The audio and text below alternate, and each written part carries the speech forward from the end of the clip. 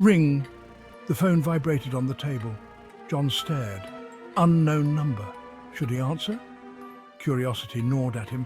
He picked up the phone. One new message. "I'm here. Come find me."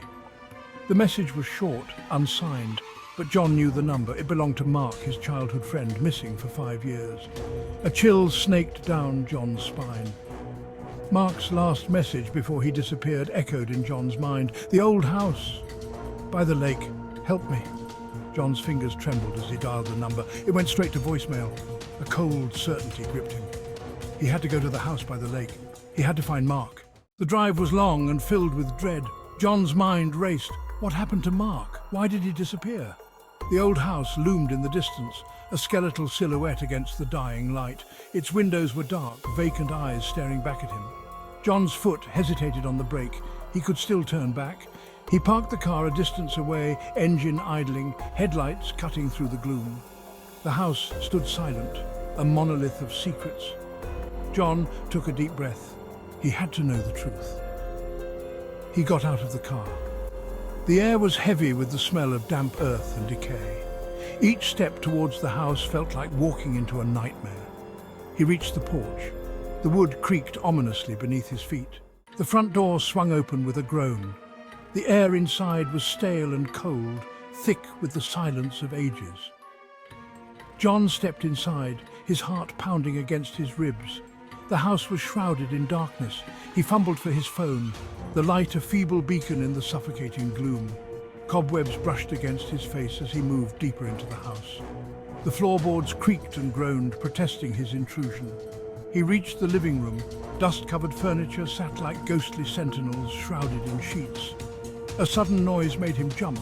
It was just a loose shutter banging against the side of the house, but it sent a jolt of fear through him. He continued exploring, calling out Mark's name. His voice echoed through the empty rooms, unanswered. Each room he entered felt colder, the air heavier, as if something unseen watched him. He felt a growing sense of unease, a prickling sensation on the back of his neck. He was being watched. He reached the top of the stairs.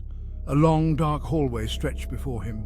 He could have sworn he saw a flicker of movement at the end of the hall. He froze. His blood ran cold. The figure was tall and gaunt, barely discernible in the shadows. It stood motionless, as if waiting for him. John took a step back, his heart hammering in his chest. He blinked, and the figure was gone. He told himself it was just his imagination playing tricks on him. But deep down he knew better. There was something else in the house with him, something evil. He continued down the hallway, his every sense on high alert. He reached the end of the hall and a wave of dizziness washed over him. The air grew thick and heavy. He stumbled, gasping for breath.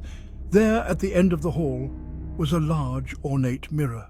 The mirror was covered in a layer of dust.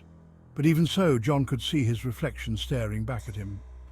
But something was wrong. His reflection wasn't right. It was distorted, twisted into a grotesque mockery of his own face. His reflection's eyes were wide with terror. He reached out to touch the mirror, and his reflection reached back. But it wasn't his hand his reflection held. It was a skeletal hand, its bony fingers reaching out from the depths of the mirror. John stumbled back in horror, tripping over his own feet. As he fell, he caught a glimpse of something else in the mirror. Behind him, reflected in the glass, was the figure from the hallway. It was closer now, its features clearer. It was Mark, but his face was twisted in a rictus of pain and rage. His eyes were empty sockets filled with an unspeakable evil. John scrambled back, his blood turning to ice. Mark drifted towards him, his feet not touching the ground. John tried to scream, but no sound escaped his lips. He was paralyzed with fear.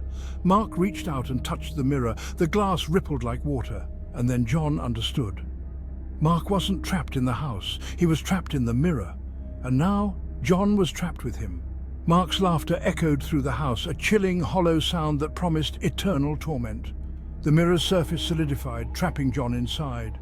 He was now a prisoner within the mirror's cold embrace, forever bound to the haunted reflection of his lost friend. The house stood silent once more, its secrets kept safe within its walls. The last message had been delivered.